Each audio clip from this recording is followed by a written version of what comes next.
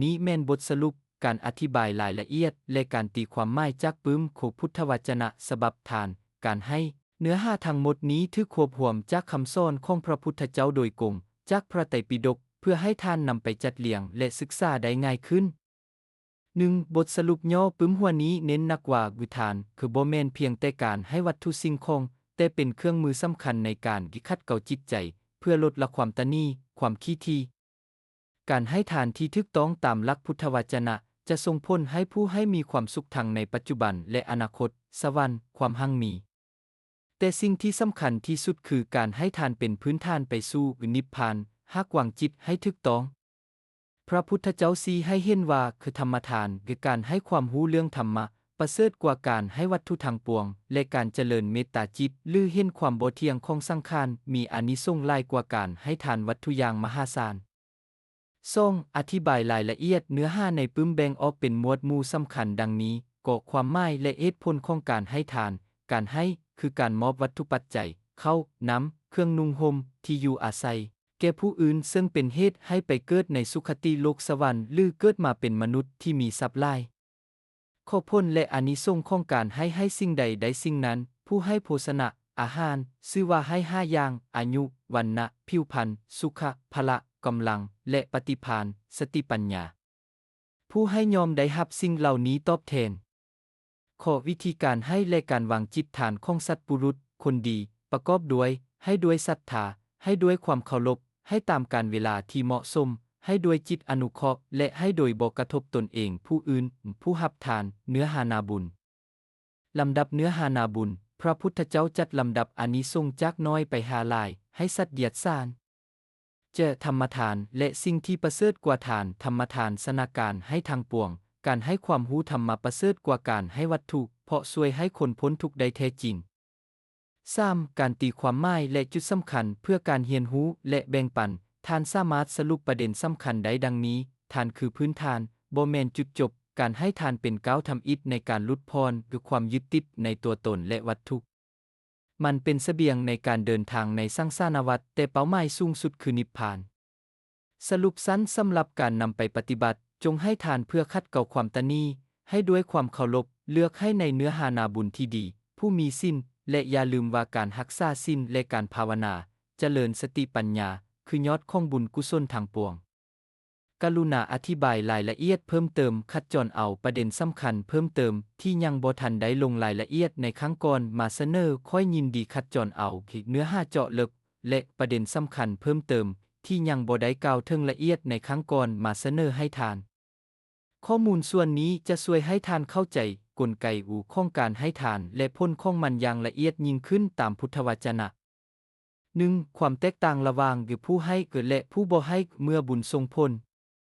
ในพระสูตรสุมนาสูตรพระพุทธเจ้าได้อธิบายรายละเอียดที่น่าสนใจหลายเกี่ยวกับคน2 คนที่มีศรัทธามีศีลและมีปัญญาเท่ากันแต่ต่างกันบ่อนว่าผู้หนึ่งให้ทานอีกผู้หนึ่งบ่ให้ผลที่ได้รับมีความแตกต่างกันดังนี้เมื่อไปเกิดเป็นเทวดาผู้ที่เคยให้ทานจะคมเนื้อกว่าเทวดาผู้บ่ให้ทานด้วย5อย่างคืออายุทิพย์วรรณทิพย์ความงามสุขทิพย์ยศทิพย์และอธิปไตยทิพย์ความเป็นใหญ่ข้อสังเกตความแตกต่างนี้จะหมดไปก็ต่อเมื่อทั้งสองบรรลุเป็นพระอรหันต์เท่านั้นในนิพพานบ่มีความแตกต่างรายละเอียดของกษัตริย์ปุรุษทานคือการให้ของคนดีและผลเฉพาะเจาะจงบ่แม่นเพียงแต่ให้เท่านั้นแต่วิธีการให้จะกำหนดรูปแบบของผลที่จะได้รับอย่างละเอียดให้ด้วยศรัทธาผลคือจะหั่งมีและมีรูปงามน่าเบิ่งน่าเลื่อมใสให้ด้วยความเคารพผลคือจะหั่งมีและมีลูกภรรยาคนใช้ที่เชื่อฟังตั้งใจฟังคำสั่งถ้าให้แบบบ่เคารพโยนให้ถึงจะรวยแต่บริวารจะบ่เชื่อฟัง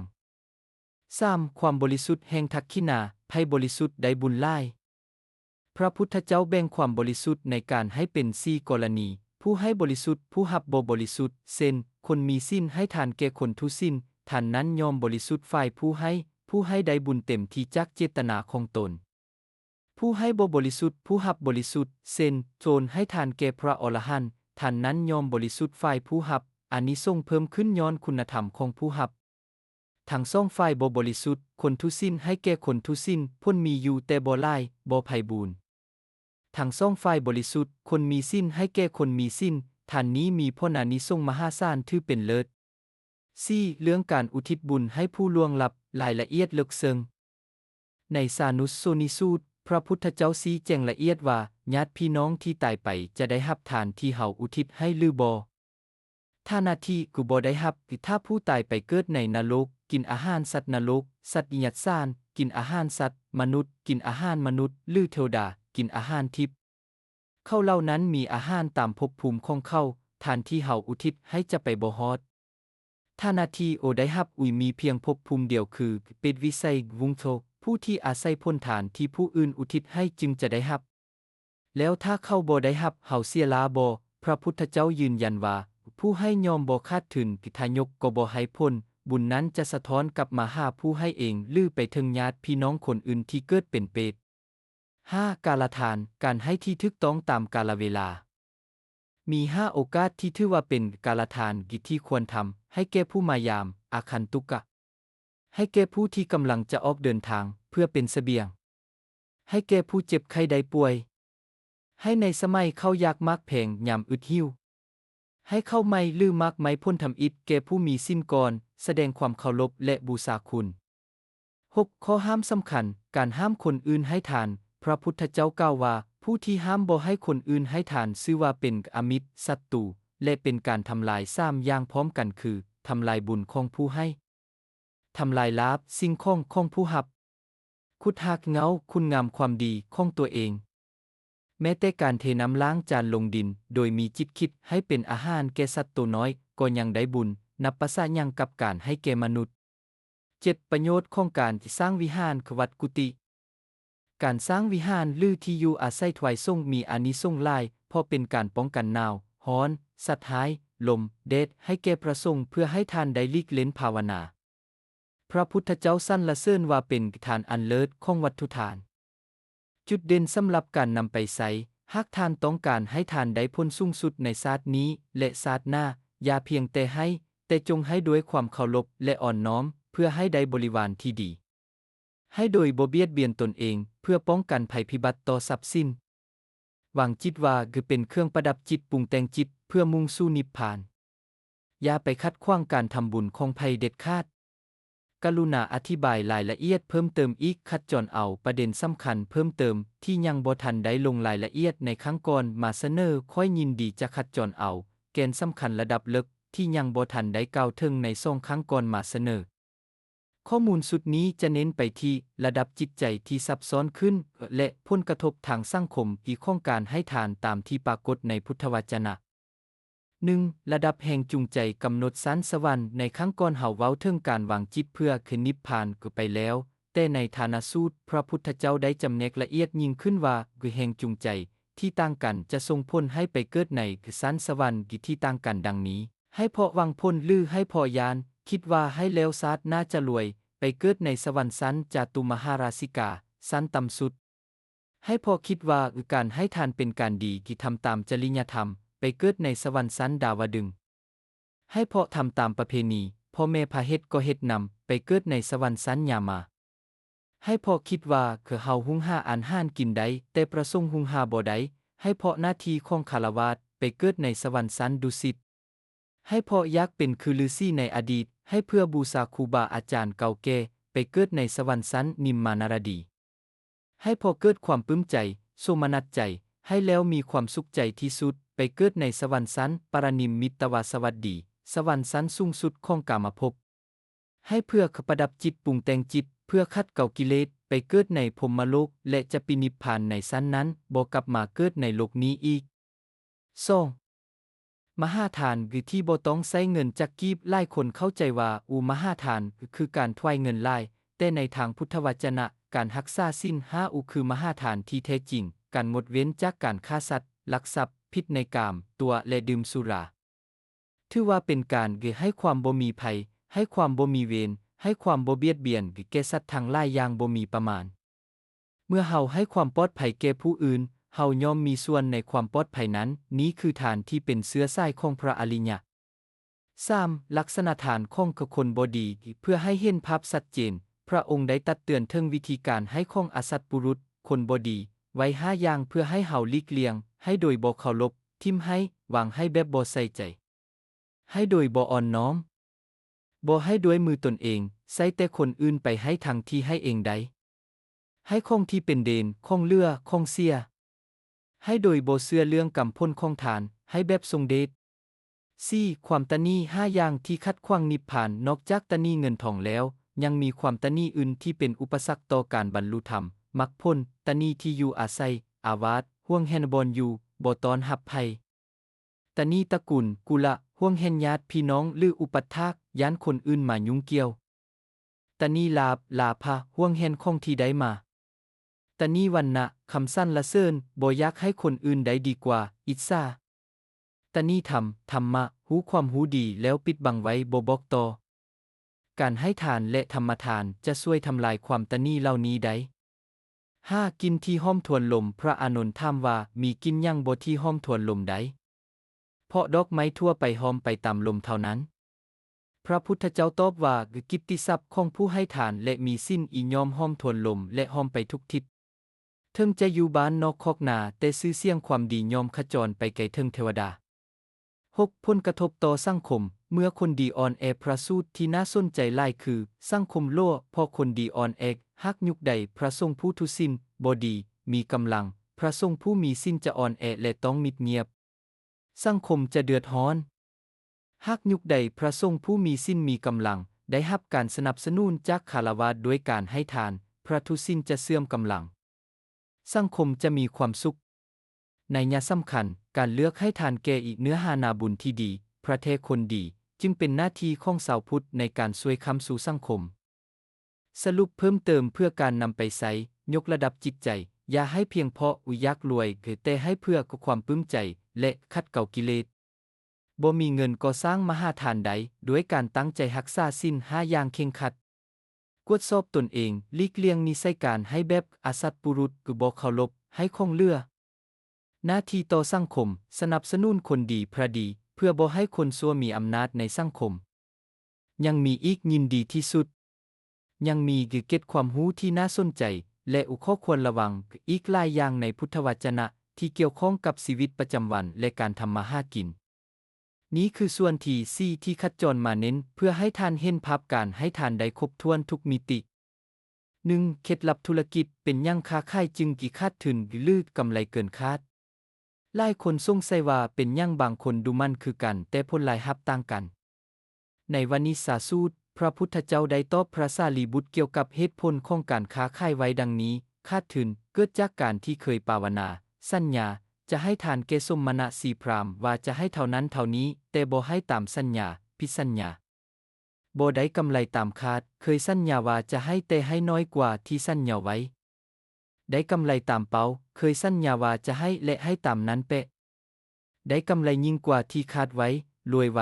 เคยสัญญาว่าจะให้แต่กับให้หลายกว่าที่ตั้งใจไว้ใจใหญ่กว่าสัญญาบทเรียนการรักษาสัจจะคำเว้าในการทำบุญส่งผลต่อความสำเร็จทางธุรกิจในอนาคต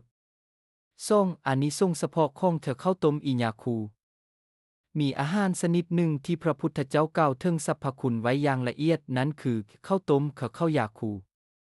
ผู้ที่ถวายข้าวต้มชื่อว่าให้ทาน10อย่างแก่ผู้รับให้อายุให้วรรณะผิวพรรณให้สุขให้พละกำลังให้ปฏิภาณสติปัญญา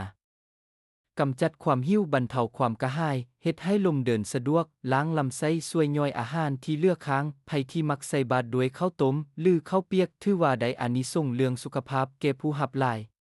3. วิธีเบิ่งคือพระเทเกเทพระบ่เทเพื่อเลือกเนื้อหานาบุญการเลือกผู้รับสำคัญหลายพระพุทธเจ้าได้ตักเตือนเรื่องเดียรัตทานวิสาหรือวิสาสันต่ำที่พระสงฆ์บ่ควรเฮ็ดหากพระรูปได้เลี้ยงชีพโดยวิธีเหล่านี้ถือว่าบ่แม่นผู้มีศีลที่บริสุทธิ์เป็นหมอดูถ่ายทักเบิ่งลายมือถ่ายฟันเบิ่งเลิกงามยามดีเป็นหมอผีหดน้ำมนต์พ่นไฟปลุกเสกเฮ็ดเสน่ห์ยาเฟสแก้บนเป็นหมอยาปรุงยาผ่าตัดหน้าที่นี้เป็นของฆราวาสรับใช้ฆราวาสเป็นทูตส่งข่าวให้คนนั้นคนนี้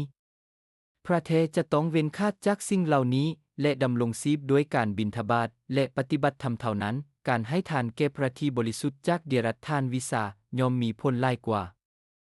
4. การต้อนรับพระสงฆ์ที่ได้บุญเต็มเม็ดเต็มหน่วยคือเพียงแค่ใส่บาตรอาจยังบ่พอในสตักกนิบาตเทวดาได้มาเล่าให้พระพุทธเจ้าฟังว่าตอนเป็นมนุษย์เข้าต้อนรับพระต่างกันพ้นที่ใดก็ต่างกันได้บุญน้อยไปสวรรค์ชั้นเลวเห็นพระมายามบ้านแค่ลุกขับแต่บ่ไว้ลือไว้แต่บ่ปูอาสนะให้นั่งลือให้นั่งแต่บ่แบ่งอาหารให้ได้บุญหลายไปสวรรค์ชั้นปานิชลุกขับและกราบไว้ปูอาสนะให้นั่งแบ่งปันอาหารสิ่งของตามกำลังเข้าไปนั่งใกล้และฟังธรรมที่จำธรรมที่ฟังและนำไปปฏิบัติการให้วัตถุเป็นเพียงส่วนหนึ่งแต่การขหับธรรมอุจักทานจะเฮ็ดให้บุญสมบูรณ์แบบ 5. อุปมากิภาพเปลือกปอกคนทุสิ้นคนบ่มีสิ้น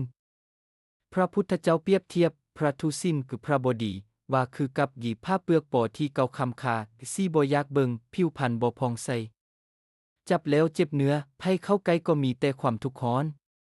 ราคาทึกบ่มีค่าหับทานไปก็มีพ้นน้อยสุดท้ายทึกทิ่มไว้กองขี้เหงื่อต้องซิกออกไปลื่อตกนรกกงกันข้ามพระที่มีสิ้นเปรียบเหมือนผ้าเนื้อดีราคาแพงไผได้บูชายอมได้กำไรชีวิต 6. การอนุโมทนายินดีนำพ้นบุญผู้อื่นหลายคนย้านว่าถ้าให้คนอื่นมาร่วมอนุโมทนาบุญนำบุญเฮาจะน้อยลงบ่พระพุทธเจ้าตอบว่าอยู่บ่น้อยลงเลยเปรียบคือการต่อเทียนไฟจากเทียนลำต้นบ่ได้ลุดลงแต่แสงสว่างกลับเพิ่มขึ้นผู้ที่ช่วยคนควายลือยินดีในทานนั้นแม้บ่ได้ออกเงินก็พลอยได้ส่วนแห่งบุญนั้นไปนำสรุปรวมยอดจากข้อมูลทั้งหมด4ภาคส่วนหัวใจของปึ้มหัวนี้คือทานคือกลยุทธ์ในการบริหารทรัพย์และจิตใจบริหารทรัพย์แบ่งส่วนเลี้ยงตนเลี้ยงคนออมข้างและฝากธนาคารบุญให้ทานเพื่ออนาคตข้ามภพข้ามชาติบริหารจิตใช้ทานเป็นเครื่องมือลดความเห็นแก่ตัวความตนีและฝึกจิตให้ปราณีตขึ้นจนก้าวไปสู่การรักษาศีลและภาวนาเพื่อความหลุดพ้นถาวรนิพพานหวังว่าข้อมูลสุดนี้จะเป็นประโยชน์สูงสุดแก่การศึกษาและการปฏิบัติของทานกรุณาอธิบายรายละเอียดเพิ่มเติมอีกคัดจรเอาประเด็นสำคัญเพิ่มเติมที่ยังบ่ทันได้ลงรายละเอียดในครั้งก่อนมาเสนอยินดีเป็นอย่างยิ่งนี้แม่นพักที่5ที่คัดจรเอาเนื้อ5ที่คือลึกซึ้งเกิดและเห็นภาพชัดเจนมาเพิ่มเติมโดยเฉพาะเรื่องการเลือกบอนทำบุญและการใช้ทรัพย์ให้คุ้มค่าที่สุดตามหลักพุทธวจนะ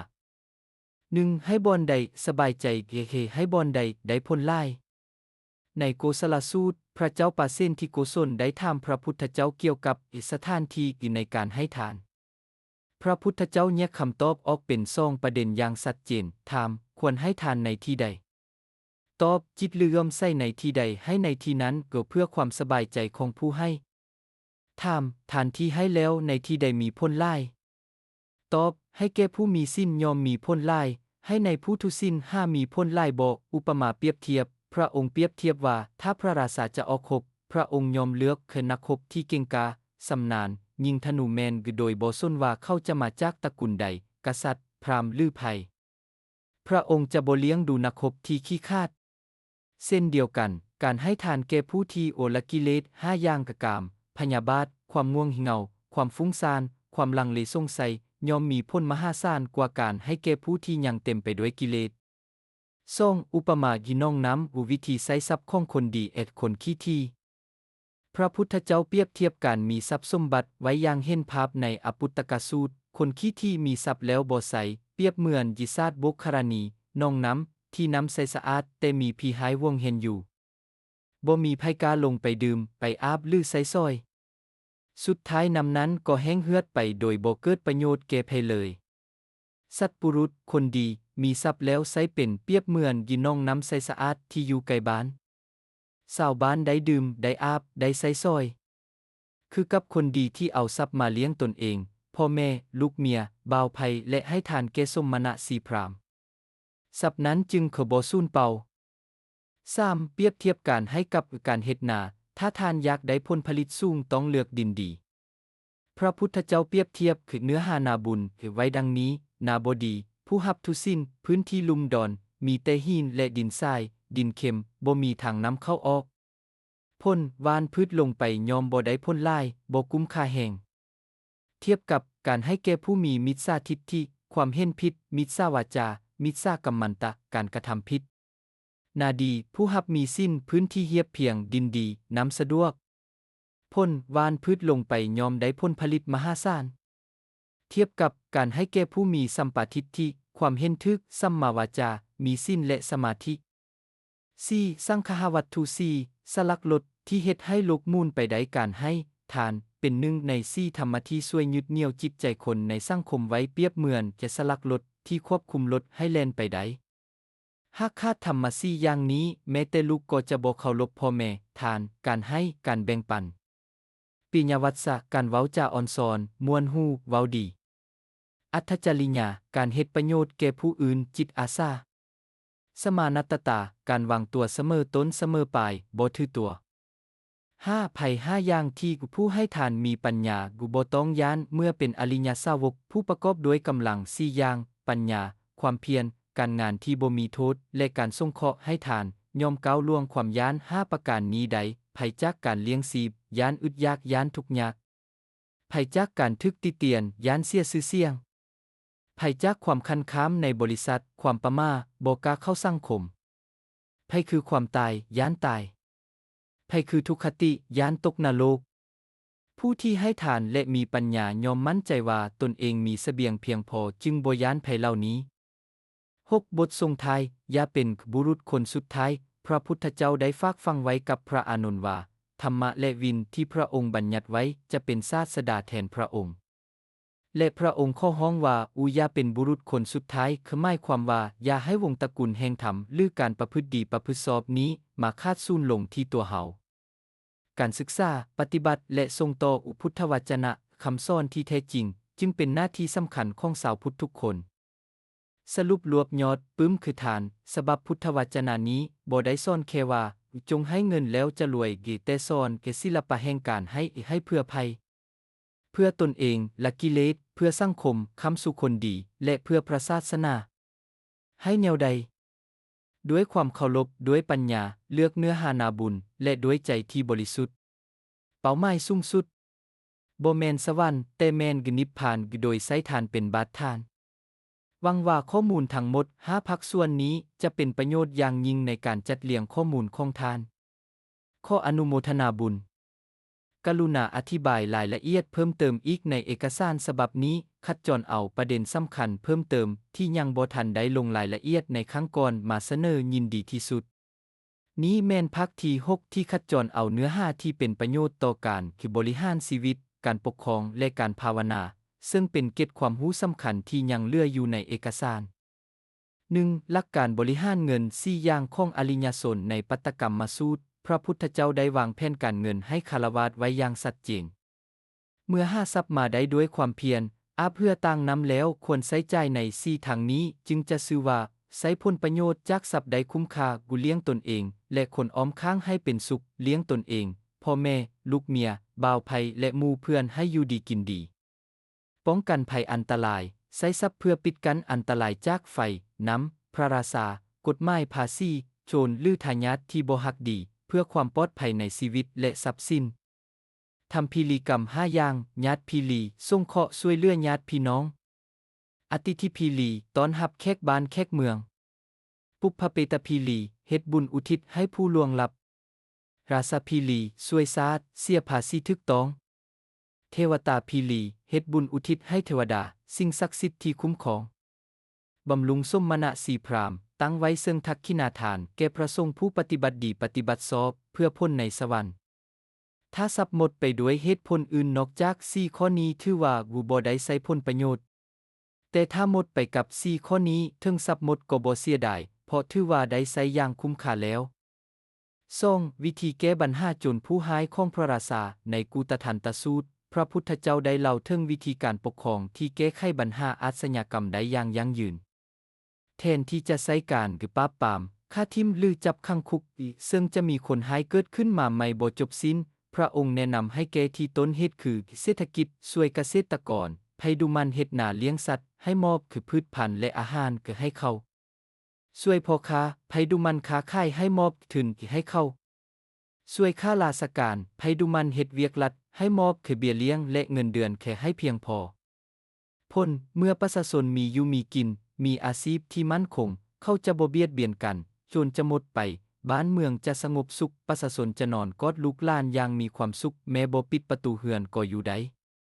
3. อริยทรัพย์7ทรัพย์ที่บ่มีภัยลักไปใดนอกจากทรัพย์ภายนอกแล้วพระองค์ยังเน้นเรื่องขทรัพย์ภายในที่7อย่างถ้ามีทรัพย์เหล่านี้ชื่อว่าเป็นผู้บ่ยากจนและชีวิตบ่เป็นมันศรัทธาเชื่อในการตรัสรู้ของพระพุทธเจ้าสิ้นรักษากายวาจาให้เรียบร้อยสิ้น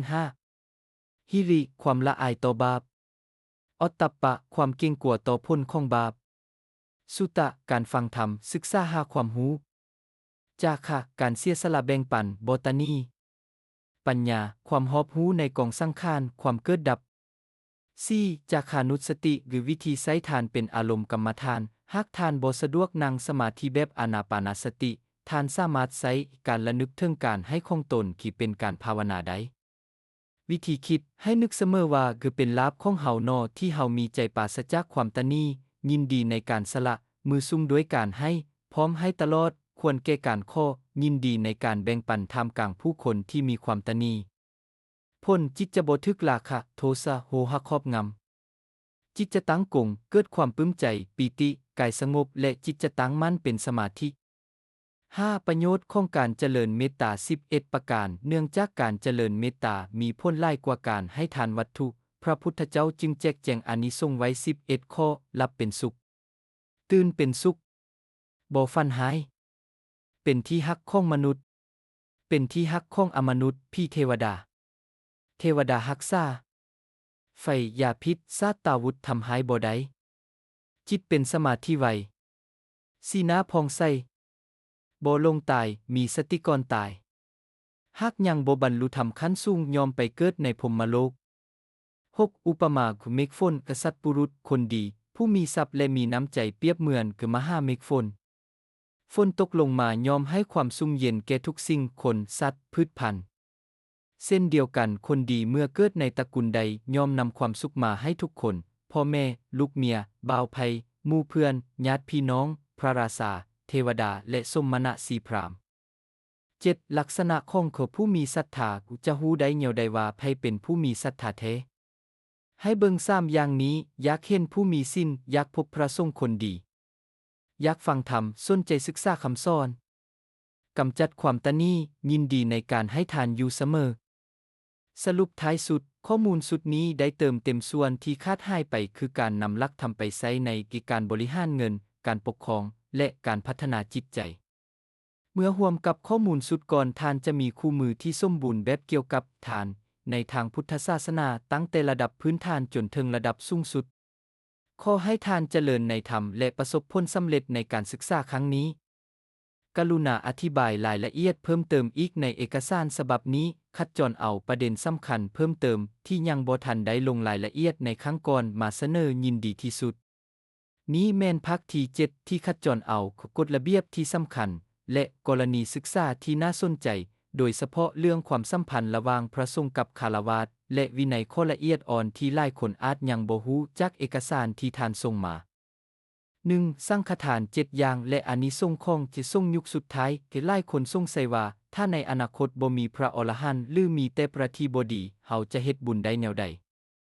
พระพุทธเจ้าได้ตอบเรื่องนี้ไว้ในทักขินาวิภังคสูตรสังฆทาน7ประเภทตั้งแต่การถวายแก่สงฆ์2ฝ่ายพระสงฆ์พระภิกขุณีโดยมีพระพุทธเจ้าเป็นประธานจนถึงการถวายแก่สงฆ์ฝ่ายเดียวหรือแม้กระทั่งการวิเคราะห์ตัวแทนสงฆ์นิมนต์พระจักคุปก็ได้โดยบ่เจาะจงมารับทานยุคโคตรภูทรงยุคเสื่อมพระองค์ทำนายว่าในอนาคตจะมีพระสงฆ์ที่เพียงแต่เอาผ้าเลื่องมัดคอมีสัญลักษณ์ว่าเป็นพระแต่ทุสิ้นมีลูกมีเมียเฮ็ดให้เฮ็ดหนาจุดสำคัญแม้แต่การให้ทานแก่พระทุสิ้นเหล่านั้นโดยอุทิศให้เป็นสังฆทานให้แก่คณะสงฆ์บ่เจาะจงบุคคลย่อมมีอานิสงส์นับบ่ได้ประมาณบ่ได้คำยืนยันพระองค์ยืนยันว่าอุปาติปุคลิกทานที่ทานเจาะจงบุคคลแม้แต่ให้แก่พระอรหันต์บ่มีทางมีผลหลายกว่าสังฆทาน2. กรณีศึกษาเมื่อพระสงฆ์ผิดเทียงกันฆราวาสควรเฮ็ดแนวใดมีเหตุการณ์ที่เมืองโกสัมพีที่พระสงฆ์แตกแยกกันเป็น2ฝ่ายผิดเทียงกันหุนแหงจนพระพุทธเจ้าห้ามก็บ่ฟังพระองค์จึงปีกวิเวกหนีไปเมื่อชาวบ้านฮู้เข้าจึงใช้มาตรการขั้นเด็ดขาดดังนี้บ่เคารพ บ่กราบไหว้บ่ลุกขับความบาตรบ่ใส่บาตรบ่ถวายอาหารและน้ำพ่นพระสงฆ์เหล่านั้นอยู่บ่ได้เพราะบ่มีอาหารจึงต้องสำนึกผิดและเดินทางไปขอขมาพระพุทธเจ้าบทเรียนคฤหัสถ์มีสิทธิ์และหน้าที่ในการที่บ่สนับสนุนพระที่เฮ็ดบ่ถูกต้องเพื่อรักษาพระศาสนา 3. ความสัมพันธ์แบบคือพึ่งพาอาศัยกันในอิติวุตตกะพระพุทธเจ้าอธิบายความสัมพันธ์ระหว่างพระสงฆ์และคฤหัสถ์ว่าต่างฝ่ายต่างมีอุปการะต่อกันคฤหัสถ์อุปถัมภ์พระสงฆ์ด้วยปัจจัย4จีวรอาหารที่อยู่ยาพระสงฆ์ตอบแทนคฤหัสถ์ด้วยการจะแสดงธรรมที่งดงามในเบื้องต้นท่ามกลางและที่สุดทั้งสองฝ่ายต้องอาศัยกันและกันจึงจะพาตนเองข้ามพ้นจากกองทุกข์วัฏสงสารไปได้ 4. วัตถุทาน6อย่างให้อันนี้ได้อันนั้นในกินทสูตรเทวดาถามพระพุทธเจ้าว่าการให้สิ่งของแต่ละอย่างได้ผลตอบแทนคือหยังคำตอบคือให้อาหารชื่อว่าให้กำลังก็ให้พาชื่อว่าให้อุวันนะอุให้ญาณพาหนะชื่อว่าให้อุความสุขก็ให้ประทีปโคมไฟชื่อว่าให้จักขุให้ที่อยู่อาศัยชื่อว่าให้ทุกสิ่งทุกอย่างก็ให้ธรรมะชื่อว่าให้อมตะ 5. ข้อห้ามเด็ดขาดพระสงฆ์กับเงินคำกีนี้แม่นเรื่องที่สำคัญและมักทึกละเลยในภาคผนวกได้ระบุพุทธบัญญัติไว้ชัดเจนว่าห้ามหับพระสงฆ์หับเองใส่ให้คนหับลือยินดีในเงินทองที่เขาเก็บไว้ให้กิเป็นอาบัตินิสสักขิญปาจิตติเทียบเท่ากามพระองค์กล่าวว่าเงินทองควรแก่ผู้ใดกรรมคุณ5ก็ควรแก่ผู้นั้นพระสงฆ์เป็นผู้ละกามจึงบ่ควรหับเงินวิธีแก้ไขไว้ยาวก่อนถ้าคฤหัสถ์อยากถวายเงินเพื่อซื้อจีวรหรือยาให้มอบแก่ไว้ยาวก่อนหรือลูกศิษย์วัดมัคคทายกแล้วบอกพระว่าถ้าท่านต้องการปัจจัยให้ไปบอกกับคนนี้พระสงฆ์ยินดีในปัจจัยสิ่งของที่ได้มาจากเงินนั้นได้แต่ห้ามยินดีในตัวเงิน 6. มารยาทการหับทานหับที่เป็นธรรมในปริวารมีรายละเอียดเล็กน้อยแต่สำคัญเกี่ยวกับวิธีที่พระสงฆ์หับของประเคนการหับที่บ่ถูกต้องอาบัติเช่นยมทรงให้ด้วยมือแต่พระบ่หับด้วยมือหรือของที่เนื่องด้วยกายหรือยมโยนให้แต่พระบ่หับการหับที่ถูกต้องยมทรงให้ด้วยมือพระหับด้วยมือหรือพระหับประเคนยมทรงให้ด้วยข้องพระหับด้วยข้องเก็ตความรู้อันนี้แสดงให้เห็นถึงความละเอียดอ่อนในการกับประเคนเพื่อให้ทานนั้นบริสุทธิ์และถูกต้องตามพระวินัยบทสรุปสำหรับภาคนี้ข้อมูลสุดนี้เติมเต็มในส่วนของกฎระเบียบปฏิบัติที่ช่วยป้องกันความผิดพลาดในการทำบุญอย่ายึดติดกับตัวบุคคลฝึกถวายสังฆทานเพื่อตัดความพอใจส่วนตัวและได้บุญสูงสุดรู้จักบทบาทของตนคฤหัสถ์มีอำนาจในการขัดง้างและดัดนิสัยพระสงฆ์ที่บ่ดีใดด้วยการหยุดให้ทาน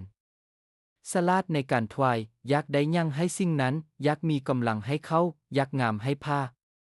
ช่วยรักษาพระวินัยบ่ถวายเงินใส่มือพระโดยกงแต่ผ่านไว้ยาวก่อนเพื่อบ่ให้ทานต้องอาบัติหวังว่าการคัดจรทั้งหมด6ภาคส่วนนี้จะเฮ็ดให้ทานได้ข้อมูลที่สมบูรณ์รอบด้านและลึกซึ้งคือที่สุดจากเอกสารฉบับนี้มีจุดใดที่ท่านสามารถให้รายละเอียดเพิ่มเติมได้บ่ถ้าหากยังมีจุดใดที่ท่านสามารถให้รายละเอียดเพิ่มเติมได้มันจะเป็นประโยชน์ยินดีเป็นอย่างยิ่งที่ท่านยังต้องการรายละเอียดเพิ่มเติมเพื่อให้ข้อมูลของท่านครบถ้วนสมบูรณ์แบบคือแท้นี้แม่นภาคที่8ซึ่งเป็นการเก็บตกรายละเอียดที่ลงลึกถึงกลไกของกรรมและจิตวิทยาที่น่าสนใจหลายจากเอกสารฉบับนี้ 1. ใครข้อข้องใจเป็นอย่างบางคนรวยแต่ขี้หายคือลืกงามแต่ทุกข์ยากในมัลลิกาสูตรพระนางมัลลิกาได้ถามพระพุทธเจ้าเกี่ยวกับความแตกต่างของผู้หญิง4ประเภทพระพุทธเจ้าตอบว่าวินิจฉัยและการให้ส่งผลต่างกันดังนี้งามรวยเกิดจากบ่มักโกรธใจดีบ่ขี้เกียจมักให้ทานงามทุกข์ยากเกิดจากบ่มักโกรธใจดีแต่บ่มักให้ทานขี้ทีขี้หายรวยเกิดจากมักโกรธขี้เกียจอารมณ์หายแต่มักให้ทานขี้หายทุกข์ยากเกิดจากมักโกรธขี้เกียจและบ่มักให้ทานบทเรียนอยากรวยให้ทานอยากงามให้รักษาศีลระงับความโกรธถ้าอยากได้ทั้งสองต้องเฮ็ดทั้งสองอย่างสูตรคำนวณสันสวรรค์ตามระดับของฐานสิ้นภาวนาในปุญญกิริยาวัตถุสูตรพระองค์จำแนกที่ไปของคนทำบุญไว้ละเอียดลายโดยขึ้นกับความเข้มข้นของการปฏิบัติเป็นมนุษย์ผู้มีส่วนสัวฐานน้อยสิ้นน้อยบ่ภาวนาเป็นมนุษย์ผู้มีส่วนดี ทานพอประมาณสิ้นพอประมาณบ่ภาวนา เทวดาสันจาตุมหาราชิกาทานมีประมาณยิงสิ้นมีประมาณยิงบ่ภาวนา เทวดาสันดาวดึงทานเป็นอดิเลกไล่สิ้นเป็นอดิเลกบ่ภาวนา เทวดาสันยามาไปจนเทิงปรนิมมิตวาสวัสดีการให้ทานและรักษาสิ้นจะยิ่งยวดขึ้นไปตามลำดับ ข้อสังเกตการจะไปเกิดในภพภูมิที่สูงกว่านี้พรหมโลกจำเป็นต้องมีกุภาวนาสมาธิปัญญาเข้ามาร่วมนำลำพังแต่ทานกับสิ้นจะพาไปสูงสุดที่สวรรค์สันกามภพเท่านั้น 3. เจตนา3ระยะเพื่อทวีคูณพ้นบุญการให้ทานที่จะมีพ้นลายต้องประกอบด้วยองค์ประกอบของผู้ให้อี3อย่างก่อนให้เป็นผู้ดีใจตั้งใจแต่เหือนขณะให้จิตใจเลื่อมใสบ่เสียดายตอนยืนคงให้ลังให้แล้วปลื้มใจคิดฮอดยามใดก็มีความสุขถ้าขาดข้อใดข้อหนึ่งพ้นบุญอาจจะพองเธอลงไปเช่นให้แล้วรวยแต่บ่มีความสุขในการใช้ทรัพย์เพราะเสียดายภายหลัง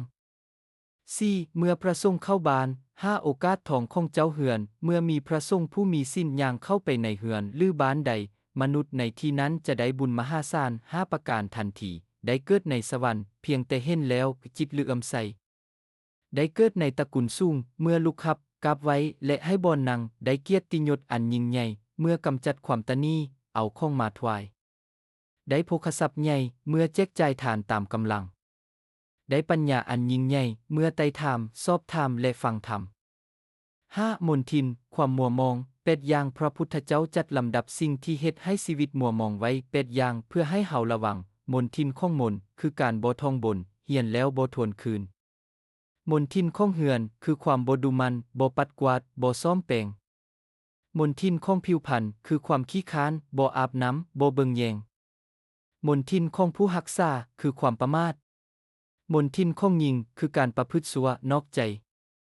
มนทินของผู้ให้คือความตนีมนทินของโลกนี้และโลกหน้าคือบาปอกุศล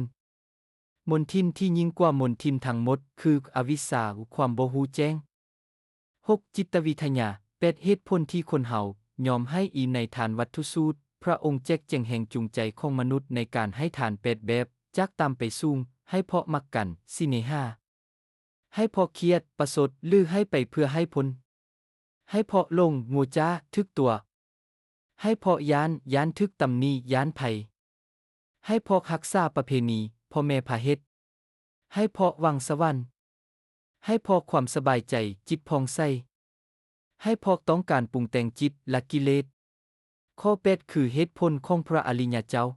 7พระอรหันต์คือกินาบุญอันดับ1ลักษณะ15ประการ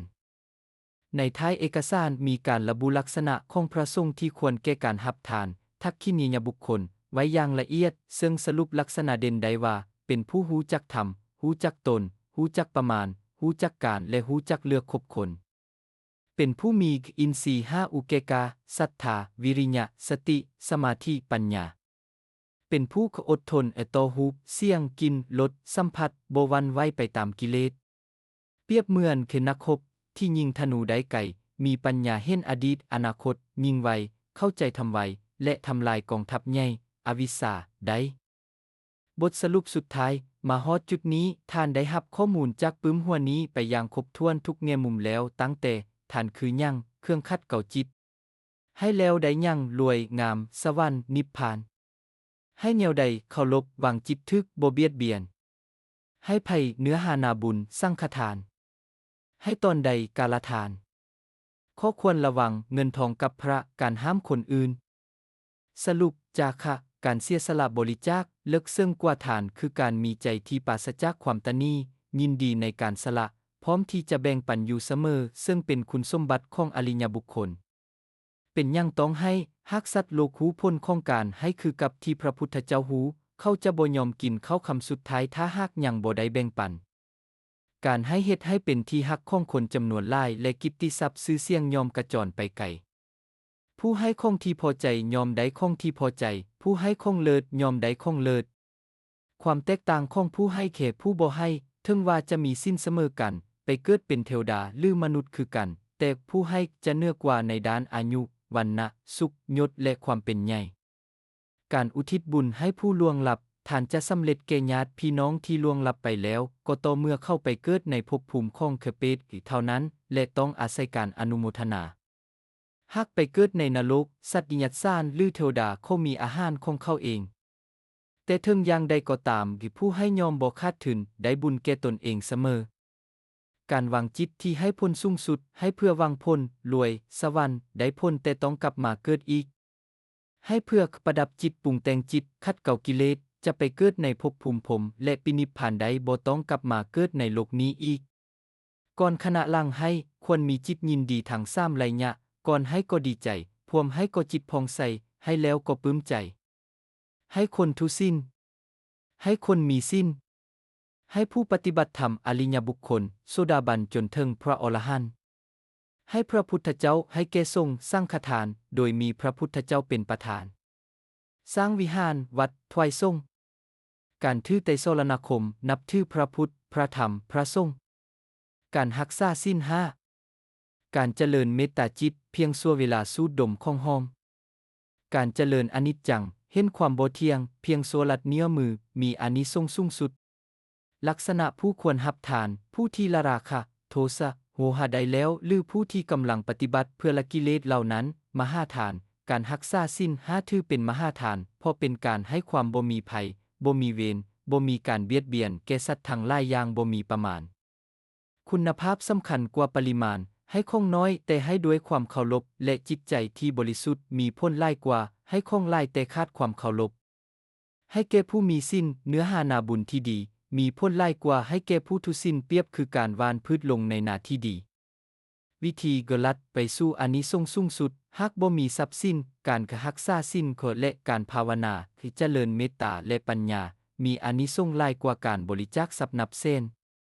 แก้ไขความเข้าใจผิดการอุทิศบุญให้คนตายบ่แม่นว่าเขาจะได้รับทุกครั้งขึ้นอยู่กับภพภูมิที่เข้าไปเกิดการห้ามคนอื่นให้ทานคือการทำลายประโยชน์3ทางผู้ให้ผู้รับและตัวผู้ห้ามเองหน้าที่ของฆราวาสการจัดสรรทรัพย์ที่5ได้ควรแบ่งเป็น4ส่วนเลี้ยงตนเองครอบครัวเลี้ยงหมู่เพื่อนป้องกันภัยอันตรายและเฮ็ดพิธี5อย่างส่งเคราะห์ศาสตร์ญาติแขกเทวดาผู้ล่วงลับและบำรุงสมณะสีพรามเมื่อมาเกิดเป็นมนุษย์ผู้ที่เคยให้ทานก็จะเหนือกว่าผู้บ่ให้ทานใน5อย่างคืออายุวรรณะสุขยศและความเป็นใหญ่เมื่อออกบวชผู้ที่เคยให้ทานจะได้รับปัจจัย4จีวรอาหารที่อยู่ยาได้โดยง่ายมีเพื่อนพรหมจรรย์ที่ดีและประพฤติต่อตนด้วยความพอใจส่วนผู้บ่เคยให้ทานแม้แต่บวชแล้วก็จะได้สิ่งเหล่านี้ด้วยความยากลำบาก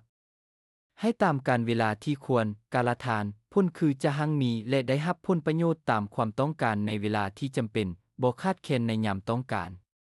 ให้ด้วยจิตอนุเคราะห์อยากช่วยเหลือผลคือจะหั่งมีและมีจิตใจที่น้อมไปเพื่อการบริโภคสุขรวยแล้วใช้เงินเป็นมีความสุขกับทรัพย์บ่แม่นรวยแล้วแต่บ่กล้าใช้เป็นเศรษฐีขี้ทีให้โดยบ่กระทบตนเองและผู้อื่นผลคือจะหั่งมีและทรัพย์สมบัติจะปลอดภัยบ่มีภัยอันตรายจากไฟไหม้น้ำท่วมโจรลักหรือทึกยึดทรัพย์เดี๋ยวนี้ท่านมีคือแผนที่หลายแห่งที่สมบูรณ์แบบสำหรับการเดินทางในสังสารวัฏด้วยเสบียงแห่งทานที่ถูกต้องตามพุทธวจนะแล้วขออนุโมทนาในความตั้งใจศึกษาของทานยังมียั่งเหลือบ่เพราะว่าค่อยจะเก็บกำข้อมูลทั้งหมดเหล่านี้เพื่อการเรียนรู้และการแบ่งปันข้อคำแนะนำสำหรับการจัดเรียงข้อมูลเพื่อการแบ่งปันถือว่าท่านได้เก็บกำข้อมูลไปแล้วเกือบ 98% ของเนื้อหาทั้งหมดอย่างใดก็ตามเพื่อให้การรวบรวมข้อมูลของท่านปิดจบอย่างสมบูรณ์แบบและพร้อมสำหรับการนำไปสอนต่อค่อยขอเสนอภาคที่9ภาคสุดท้ายซึ่งเป็นหัวใจสำคัญที่ควรใช้เป็นบทสรุปและคำแนะนำในการจัดเรียงข้อมูลดังนี้ส่วนที่1เนื้อหาสุดท้ายที่ยังเหลือองค์ประกอบ6อย่างของฐานที่อุนับค่าบ่ได้ในสัตว์กนิบาตพระพุทธเจ้าได้ให้สูตรสำเร็จรูปของการทำบุญที่ได้ผลมหาศาลเปรียบเหมือนน้ำในมหาสมุทรที่นับบ่ได้ส่วนของผู้ให้3อย่าง1ก่อนให้ก็ดีใจ2พวมให้จิตก็เหลื่อมใส3ให้แล้วก็ปลื้มใจส่วนของผู้รับ3อย่าง1ปราศจากราคะหรือปฏิบัติเพื่อละ2ปราศจากโทสะหรือปฏิบัติเพื่อละ3ปราศจากโมหะหรือปฏิบัติเพื่อละ เมื่อซ้ำๆมาเจอกันผลบุญนั้นจะยิ่งใหญ่ที่สุดเรื่องเล่าของเวลามาพรามยินนี้แม่นตัวอย่างที่ดีที่สุดในการสอนเรื่องคุณภาพสำคัญกว่าปริมาณพระพุทธเจ้าเล่าว่าในอดีตศาสตร์พระองค์เกิดเป็นเวลามาพรามได้ให้ทานยิ่งใหญ่ทาสคำเป็ด14,000 ทาสช้างม้ารถงัวผ้าและเงินทองอย่างละเป็ด14,000แต่ท่านนั้นมีพ้นน้อยกว่าอุการถวายอาหารเพียงบวงเดียวให้แก่พระโสดาบันและการถวายให้พระโสดาบัน100 ครั้งก็สู้ถวายให้พระสกทาคามี1 ครั้งบ่ได้ไล่ขึ้นไปตามลำดับจนถึงพระพุทธเจ้าบทเรียนอย่าเน้นแต่ปริมาณของให้เน้นคุณธรรมของผู้รับ 3. สิ่งที่สนาทานทางปวงธรรมทานวิข้อสรุปที่สำคัญที่สุดของปึ้มหัวนี้คือสัพพทานังธรรมทานังสินาติการให้ธรรมสนาการให้ทางปวงการแจกของกินช่วยให้อิ่มท้องเพียงมื้อเดียวแต่การให้ความรู้ให้สติปัญญาธรรมะช่วยให้เข้าพ้นทุกข์ไปตลอดชีวิตและข้ามภพข้ามชาติส่วนที่สองคำแนะนำสำหรับการก็จัดเรียงข้อมูลเพื่อการแบ่งปันเนื่องจากข้อมูลมีหลายหากท่านจะนำไปสอนหรือแบ่งปันค่อยข้อแนะนำให้จัดเรียงเป็นที่3ระดับตามความสนใจของผู้ฟังระดับที่1สำหรับคนทั่วไปเป้าหมายดึงดูดความสนใจแก้ปัญหาชีวิตวังพ้นทันตาหัวข้อให้ทานเหนียวใดให้รวยและงามเนื้อ5ให้แบบใดๆพ้นแบบนั้นอาหารกำลังผ้างามเคล็ดลับการค้าขายรักษาสัจจะในการให้เป็นยังบางคนรวยแต่ขี้ให้งามแต่ทุกข์ยากการบริหารเงิน4 ส่วนบ่ให้ทางแตกจุดเน้นเฮ็ดให้เห็นว่าฐานเกี่ยวข้องกับปากท้องและความสุขในปัจจุบันระดับที่2สำหรับนักทำบุญสายบุญเป้าหมายปรับความเข้าใจผิดเพิ่มความปราณีตเน้นอานิสงส์ระยะยาว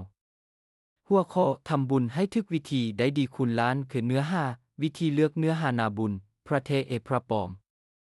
สังฆทาน7 อย่างและอานิสงส์ของการถวายแก่สงฆ์บ่เจาะจงการอุทิศบุญให้ผู้ตายภัยใดภัยบ่ใดข้อควรระวังเงินทองกับพระการห้ามคนอื่นเฮ็ดบุญองค์ประกอบ6 อย่างของฐานที่ได้พ้นลายจุดเน้นความถูกต้องตามพระธรรมวินัยและความเคารพระดับที่3สำหรับผู้ปฏิบัติธรรมเป้าหมายหลุดพ้นนิพพานจิตใจเนื้อโลกหัวข้อทานบันไดสู่นิพพานคือเนื้อ5การวางจิต8 ระดับจากวางรวยสู่การปรุงแต่งจิตมหาทานคือศีล5อานิสงส์ของเมตตาภาวนาและอนิจจังเหนือกว่าวัตถุทานการใช้จาคานุสติคือเป็นกรรมฐานจุดเน้นเปลี่ยนจากการให้เพื่อเขาเอามาเป็นการให้เพื่อเขาระวังเทคนิคการเล่าเรื่องเพื่อให้การแบ่งปันของทานน่าสนใจอย่าลืมใช้อุปมาที่พระพุทธเจ้าใช้ในเอกสารนี้ชาวนาเปรียบเทียบผู้รับทานคือกับดินนาดินดีดินบ่ดีนักรบเปรียบเทียบพระสงฆ์คือทหารพระราชาเลี้ยงทหารเก่งบ่เลี้ยงทหารขี้คร้าดน้องน้ำเปรียบเทียบคนรวยขี้ที่คือน้องน้ำที่มีพิวงสลักรถเปรียบเทียบการให้คือสลักที่เฮ็ดให้รถโลกมูนไปได้เดี๋ยวนี้ท่านมีทางข้อมูลดิบจากเป็ดพักก่อนหน้าและโครงสร้างการนำเสนอจากพักนี้ครบถ้วนสมบูรณ์แล้วขอให้ทานประสบผลสำเร็จในการเป็นผู้ให้ธรรมทานแก่ผู้อื่นต่อไปถ้ามันครบถ้วนหมดแล้วจากเนื้อในทั้งหมดในไฟล์ค่อยขอบใจเจ้าแม่นแล้วจากการวิเคราะห์ข้อมูลทั้งหมดในไฟล์ตั้งแต่หน้าทำอิฐจนฮอดหน้าสุดท้ายค่อยมั่นใจว่าได้คัดจรเอาเนื้อสาระเกี่ยวกับทานการให้ออกมาครบถ้วนสมบูรณ์ 100% แล้วสิ่งที่ยังเหลืออยู่ในท้ายล้ำหน้า232 กับ40แม่นพักผนวกเกี่ยวกับหลักการศึกษาพุทธวจนะ10พระสูตรที่เน้นว่าเป็นยังต้องศึกษาแต่คำสอนจากพระโอษฐ์ของพระพุทธเจ้าซึ่งเป็นหลักการของคณะผู้จัดทำหนังสือแต่ในส่วนของเนื้อ5เรื่องคือทานที่นั้นท่านได้ข้อมูลไปครบถ้วนหมดทุกแง่มุมแล้วสรุปภาพรวมสิ่งที่ท่านมีอยู่ในมือความหมายท่านคือหยังและต่างจากแนวใดวิธีการให้แนวใดจึงถูกต้องกาลทานสัตบุรุษทานการวางจิตเป้าหมายให้เพื่อหยังความสุขความรวยสวรรค์หรือนิพพานผู้รับเลือกเนื้อหานาบุญแนวใดสังฆทานพระอริยะการประยุกต์ใช้การบริหารเงินการค้าขายการปกครองและการภาวนาข้อควรระวังสิ่งที่บ่ควรเฮ็ดถวายเงินพระห้ามคนอื่นทำบุญการต้อนรับที่ผิด ค่อยขอขอบใจทานเส้นกันที่ไว้วางใจให้ค่อยช่วยสรุปและเรียบเรียงธรรมะอันประเสริฐนี้ ขอให้ท่านมีความสุขในการนำข้อมูลเหล่านี้ไปศึกษา และแบ่งปันต่อให้เกิดประโยชน์แก่ผู้อื่น ขออนุโมทนาบุญ